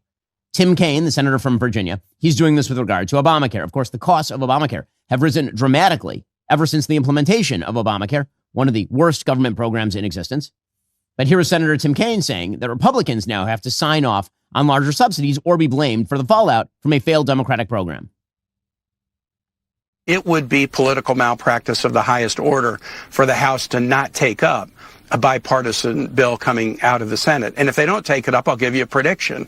The November 2026 elections are going to look a whole lot worse for Republicans than the November 2025 elections did, when we just swept Virginia in a historic way and won big races in New York, New Jersey, Pennsylvania, Georgia, California, all over the country. Americans will see who's standing with them and who's standing them against them on affordability of health care. That will be clarifying. And I think the fact of that is the window that we have of being able to find a solution. Okay, so again, this is a form of economic blackmail. So Tim Kaine says there is a path to fix healthcare. I don't believe you, sir. I don't believe you, because Obamacare was supposed to fix it, and it didn't fix it. 40 days in, the Republicans were saying, we know we need to talk about health care, but we will not engage on health care until government is reopened. Now, it's fair to test somebody's red lines, and we tested them over and over again in October, and they didn't budge from that. So, frankly, I viewed the situation last weekend as we had no path, none, to a health care fix until we reopened government. Now we have a path, not a guarantee, but we at least have a path. Okay, well, yes, we'll see how your path goes. Meanwhile, Chris Murphy, Democrat from Connecticut, he doesn't even want to do that path. Right? He says that the Democrats never should have reopened the government unless they got more government spending from the Republicans. I thought it was a mistake for Democrats to give up what was real political advantage coming off the elections that could have allowed us to reduce these premiums. In the end, I thought we had a real shot to get a continuing resolution passed that would have lowered prices for people. And I also worry that by capitulating, we have empowered Donald Trump, that Donald Trump is going to act even more brazenly and more lawlessly in the future because of how this vote turned out. Now, when it comes to Obamacare, there are actually real ways to lower prices in the healthcare industry. There are. One of them is a plan by President Trump that is a good plan, which is to actually just give people money in their health savings accounts and let them use that how they want. That creates competition. It allows them to decide how much healthcare they actually want. Democrats are upset because they say that that will death spiral the ACA, the Obamacare marketplaces, because essentially what the Obamacare marketplaces are forcing young, healthy people to buy comprehensive plans they don't need in order to subsidize older, sicker people with pre-existing conditions. That's what they are. Trump instead would like to return power to the people by allowing them the elective ability to buy healthcare of their choice, and Democrats don't want that. According to the Washington Post, the scenario smacks of deja vu, with lawmakers and experts acknowledging the seemingly interminable battle around the 15-year-old health law. Republicans long struggled to deliver an AC alternative that can pass Congress, and the return of a dynamic from Trump's first term that repeatedly ended in failure. Again, Democrats are always going to have an upper hand here as long as we're talking about subsidized marketplaces. Always. Because they can always outbid everybody. And Americans have an unfortunate habit when it comes to the polls. They're constantly saying they want to cut spending and cut the debt and cut the deficit. And then when asked if they want to spend money from the government on stuff that they want, the answer is always yes. Which is why, according to the Washington Post, about 3/4 of Americans say Congress should extend the enhanced tax credits for people who buy their own insurance through the ACA marketplaces, including half of Republicans. According to the CBO, permanently extending the subsidies would increase the number of insured people by nearly 4 million across the next decade at a cost of $350 billion to taxpayers. Now, the question that we should be asking, of course, is whether your coverage through ACA, particularly if you're young and healthy, improves your health outcome. But nobody actually cares about that. We don't actually talk about the thing we're supposed to be talking about, which is quality of your health care. Do you get the doctor that you want? What is the price of that? The reality is that when it comes to healthcare in the United States, there's constant conversation about how much we spend on healthcare. That is true. But here's a chart of U.S. healthcare spending per capita. That is the y-axis, and the x-axis is U.S. GDP per capita. As you can see, compared to other countries, it's kind of a straight line. There's some outliers, but in fact, there was a divergence. There was a divergence here. And so I asked our sponsors and friends over at Comet, which is a project of perplexity, when did the U.S.'s healthcare spending per capita begin to exceed competitors based on GDP per capita? According to our sponsors over at Comet, U.S. healthcare spending per capita began to consistently exceed that of comparable wealthy countries, both in absolute terms and as a share of GDP, starting in the 1980s and rapidly accelerating through the 1990s and 2000s, far outpacing GDP per capita growth and competitor nations' spending. So I then asked, how much does Medicare, Medicaid, and Obamacare, how much do these contribute to this dynamic? And Comet answers, Medicare and Medicaid have been major contributors to the growth and high level of U.S. healthcare spending, each accounting for a sizable share of national health expenditure since their inception, while the Affordable Care Act, Obamacare, has had a complex effect, dampening spending growth rates in some areas, but increasing total coverage and thus increasing costs. Medicare represented about 21% of total U.S. healthcare spending as of 2023. That is up from 10% in 1970 and 19% in 1990. Medicaid accounts for about 18 to 19% of total national health expenditures.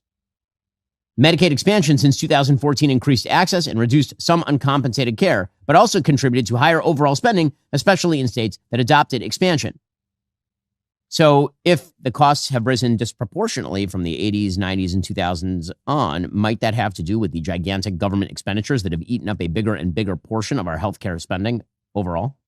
And so the question becomes, as always, how do you generate lower prices? And the answer to generate lower prices is more supply, not higher demand, which is what everyone keeps focusing on. What if we create higher demand with subsidies? Well, then the prices will go up. What if we get more people on health insurance by using government dollars to do it? What do you think is going to happen to the prices? You retained a similar supply and the demand went up. The prices are going to go up. This is basic stuff.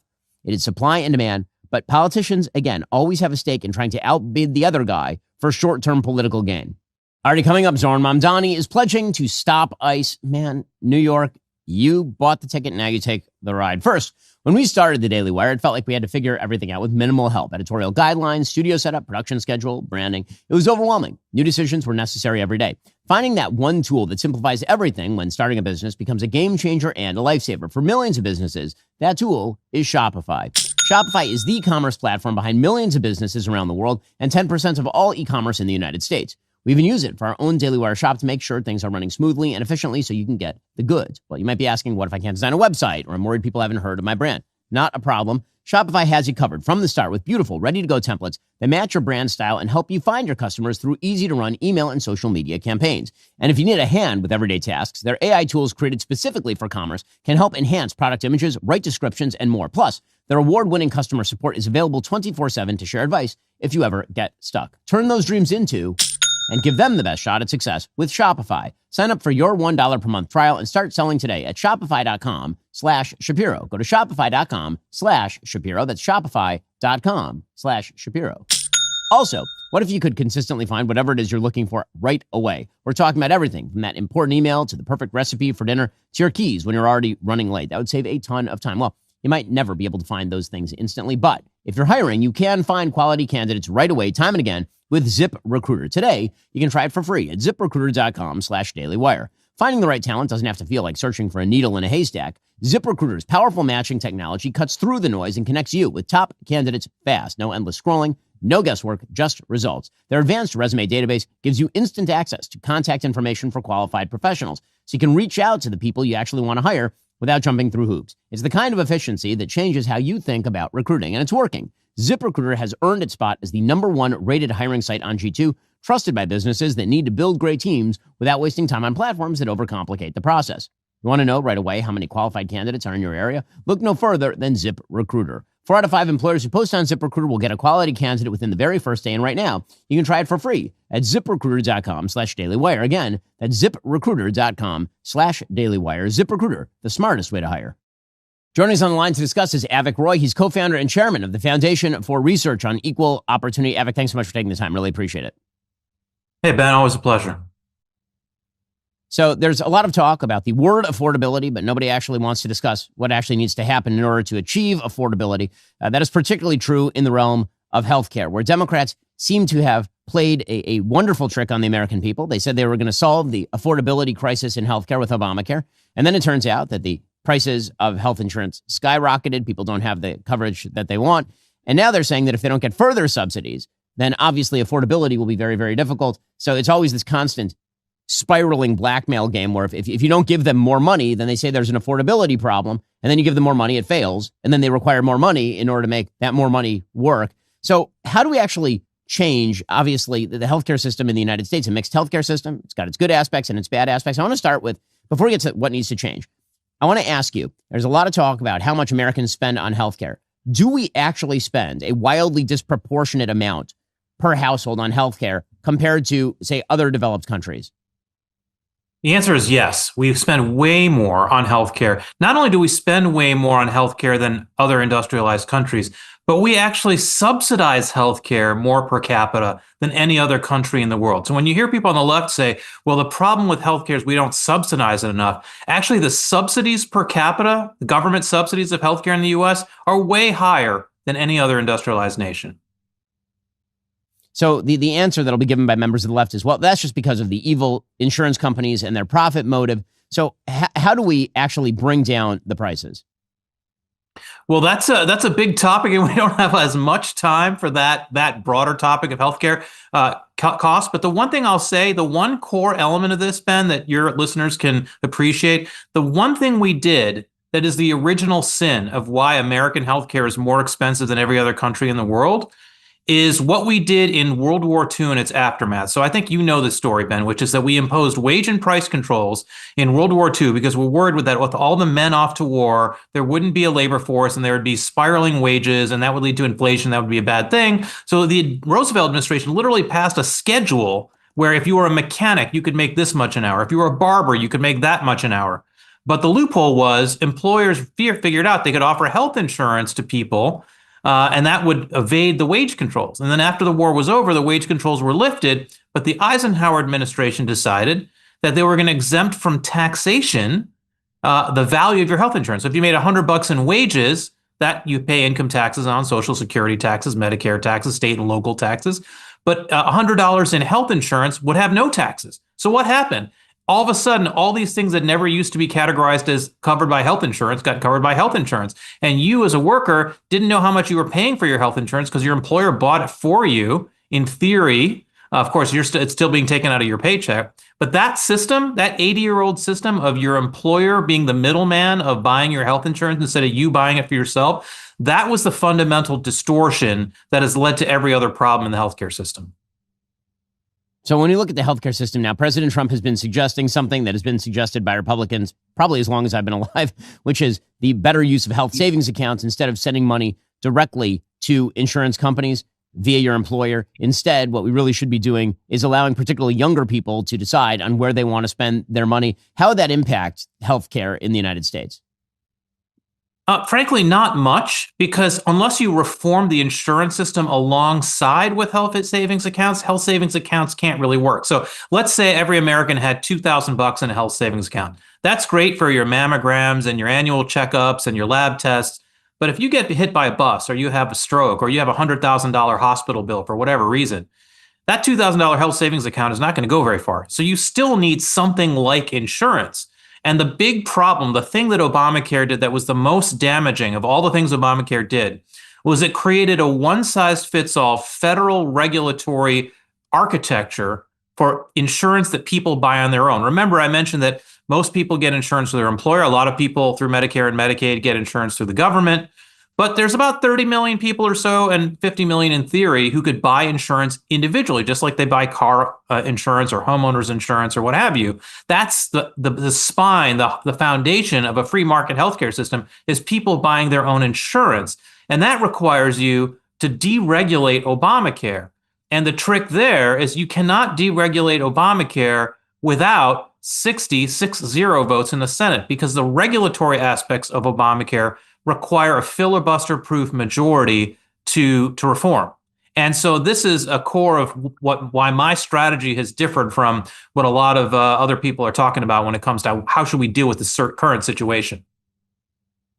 So what is your strategy for dealing with the current situation, given all the concerns about affordability?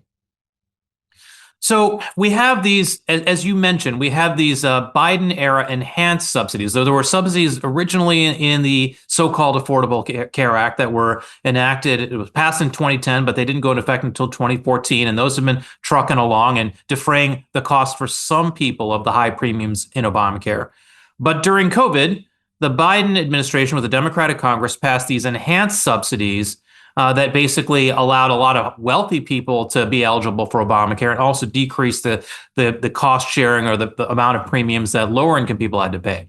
Those that was supposed to be temporary. It was supposed to expire in 2023. Then the Democrats extended it to 2025, and so it's expiring at the end of the year. And Democrats are trying to blame Republicans if they expire. It was Democrats who passed the law that expires. It's their fault. If they wanted to pass something permanent, they could have done it when they were in charge. But here's the thing. So you hear a lot of Republicans say, well, let's just let the subsidies expire. What's the big deal? It's not our fault. And that's I understand a sentiment. I sympathize with it a lot. But here's the strategic point that I'm trying to make, is that if we want to reform these regulations in Obamacare, we need 60 votes in the Senate. In the current Senate, that means we need all the Republicans, 52, and we need 8 Democrats.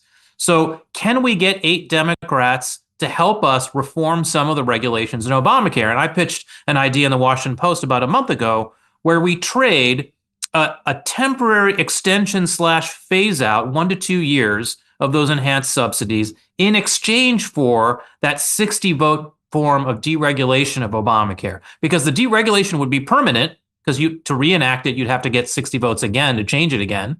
And it would be a temporary win for the Democrats on the subsidy side. So let's do that. And in that way, we can actually make the individual market for health insurance more affordable. And if you want a free market healthcare system over the long term, that again has to be the foundation. If we can't help people buy insurance on their own, we're never going to have a free market system for everybody. And I think that is the biggest point here is that our system is a mess. It is a mixture of nationalized healthcare through Medicare and Medicaid, and heavily subsidized healthcare through Obamacare, and then actual private health insurance, which has been made very difficult to actually obtain, employer-based health insurance. It is indeed a complete mess, and basically the only way to unwind it is going to have to be piecemeal, piece by piece, with hard deregulatory work that is unrewarding in the short term and perhaps more rewarding in the long term. Avik Roy, thanks so much for taking the time. Really appreciate it. Thank you, Ben. Meanwhile, Zohran Mamdani is pledging over in New York that he will not work with ICE officials. According to the New York Post, if ICE or other immigration agents go out of bounds, the place to fight them is the courts and not the streets. And New York politicians from Mayor-elect Zohran Mamdani on down are courting chaos if they play the issue otherwise. This is according to the Post editorial board. Consider City Councilman Sean Abreu's smear Wednesday posting an inflammatory video he claimed showed Homeland Security officers pulling a migrant out of an SUV in Washington Heights without due process. Abreu blasted the arrest as, quote, deeply disturbing and part of a despicable pattern of intimidation, huffing that agencies, quote, carrying out President Trump's agenda of detaining people without due process have no place in our city. In actuality, the person who was being arrested was a person who hopped the border in 2021 and had gotten due process and had a removal order, actually. Mamdani continues to promise to resist removals of even violent criminal illegal immigrants, calling ICE a rogue agency and vowing to stop it from enforcing the law with deportations. We'll see how that works out for him. Meanwhile, ICE continues cracking down. According to Axios, Homeland Security is launching its operations in Charlotte and now has New Orleans in its sights. Operation Midway Blitz, which targeted undocumented immigrants in the Chicago area, resulted in 3,000 arrests, according to Homeland Security Secretary Kristi Noem. And now, apparently, they're going to escalate in places like Charlotte and also New Orleans. Here is the Border Patrol Chief, Mike Banks, talking about the effect of all of this.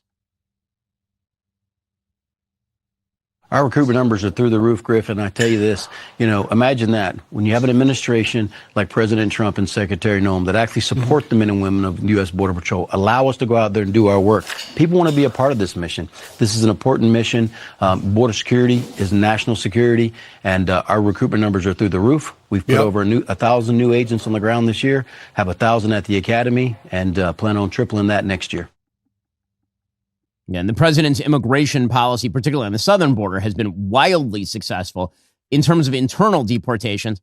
ICE has been doing good work, but that was always going to be more dicey. They have been largely targeting criminal illegal immigrants, meaning illegal immigrants who are here and then have committed other crimes other than the illegal immigration. And, all the talk about mass deportation, millions and millions of people being deported from the interior of the United States, that is very unlikely to happen, but you are getting some level of what Mitt Romney used to call self-deportation, people who believe that they will be arrested and thus are going back to their home countries. Meanwhile, Hunter Biden is back and he's better than ever.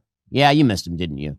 Hunter, Joe Biden's son. Well, he's back to compare President Trump to Adolf Hitler because we haven't had enough of this. It is the same thing that we sat as students of history and wondered, like I think everybody does, is how did the German people allow that to happen?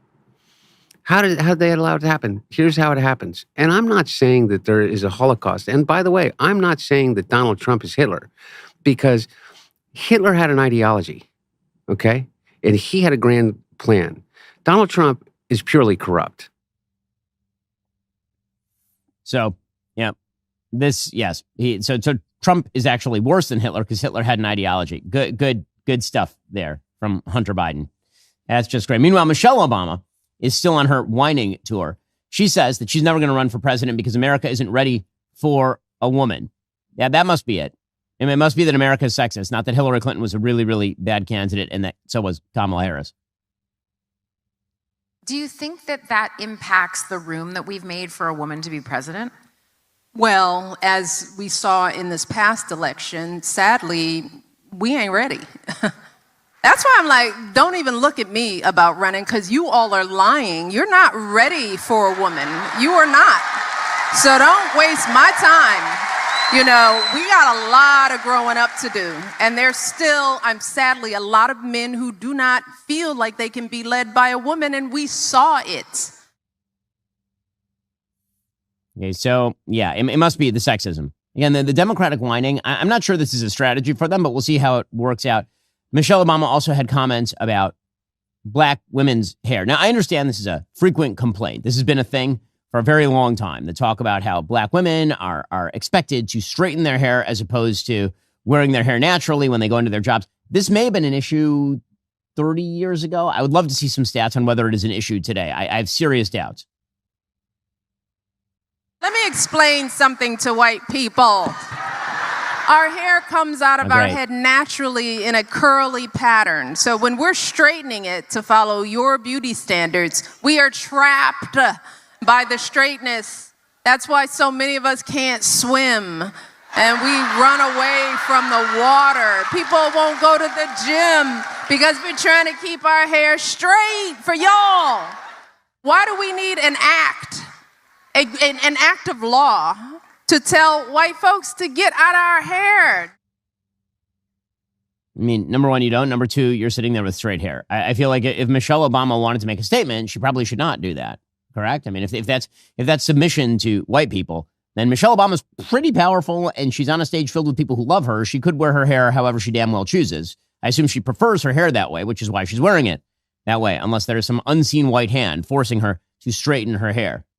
Michelle Obama running around the country complaining, I mean, truly, our country has a lot of complainers. I will say that. A lot of people complain about this country a lot who really should not be complaining about this amazing place to live. Okay, meanwhile, new details emerging in the case of Thomas Crooks. He, of course, is the would-be assassin against President Trump who ended up actually murdering somebody who is behind him. He murdered Corey Comparatori, as you recall, the firefighter, volunteer firefighter, and seriously wounded a couple of other people who were sitting in the bleachers behind Trump at that Butler, Pennsylvania rally. According to Miranda Devine, writing for the New York Post, there are now new details emerging regarding the background of the shooter. Well, thanks to an enterprising source who uncovered Crooks' hidden digital footprint, we can see that actually the FBI misled Congress by omission because they left out an entire section of Crooks' online interactions from January to August 2020 when he did an ideological backflip and went from a rabidly pro-Trump to rabidly anti-Trump and then went dark, never seeming to post again. Among the 17 accounts uncovered by our source were ones on YouTube, Snapchat, Venmo, Zelle, GroupMe, Discord, Google Play, Quizlet, Chess.com, and Quora. Apparently, in his sort of original iteration, he loved Trump. He was violent in his rhetoric. He wrote on December 12, 2019, "Murder the Democrats," in all caps. But apparently, in early 2020, he flipped and became incredibly critical of President Trump. The first time he criticized Trump was on January 23rd, 2020, when he commented on a video of law professor Jonathan Turley talking about Trump's first impeachment. Crooks wrote, "Keep in mind, the only reason we may know about any of this is because of Trump's stupidity." And then he started calling Trump's supporters a cult and called Trump a racist. So the question is, what exactly changed? Well, fascinatingly, one of the aspects of Crooks' background that is coming out here in Miranda Devine's reporting, Crooks appears to have been interested in furries and exploring gender identity. He described himself with the pronouns they, them on the platform DeviantArt, which is one of the biggest online hubs for furry art and the furry community. Two accounts linked to Crooks' primary email were found on DeviantArt under usernames with Epic Microwave and The Epic Microwave. The account suggests he had an obsession with scantily clad cartoon characters sporting muscle-bound male bodies and female heads. So could this be another situation like the alleged murderer of Charlie Kirk? Clearly could be. In other information that we now have, apparently one of the people Crooks interacted with online was a Willie Tepes, a member of a Norwegian neo-Nazi group, the Nordic Resistance Movement, which has since been designated a terrorist organization by the State Department. Apparently, he encouraged violence and Crooks' extremism using the Maoist phrase, "Political power comes from the barrel of a gun." So the question as to what the FBI knew and when they knew it, that remains out there. The FBI obviously should reveal as much information as humanly possible about all of this. My understanding is that the president has been reticent to release this because, kind of like the Epstein files, the president just doesn't like distracting stories. But I think what the president should get at this point is that there is a Streisand effect to everything online. That if you say, I don't want it out there, there is likely to now be significantly more coverage than if you had never said anything about it at all. Apparently, Secret Service told Susan Crabtree, an investigative reporter for Real Clear Politics, that Crooks was not a person of record at the U.S. Secret Service in 2020 and was not known until Butler. So, again, it is worthwhile just revealing all the files, seriously, at this point. I mean, the would-be shooter is dead. He was killed on site by Secret Service. And so continuing to obscure information, I think, serves zero purpose at this point, if it ever did. Alrighty, coming up, we'll get into the latest in Venezuela. Will the United States be pursuing further on-land strikes in Venezuela? Plus, Nicolas Maduro reduced to singing John Lennon in order to dissuade President Trump. First, in order to watch, you have to be a member. If you're not a member, become a member. Use code Shapiro at checkout for 2 months of free on all annual plans. Click that link in the description and join us.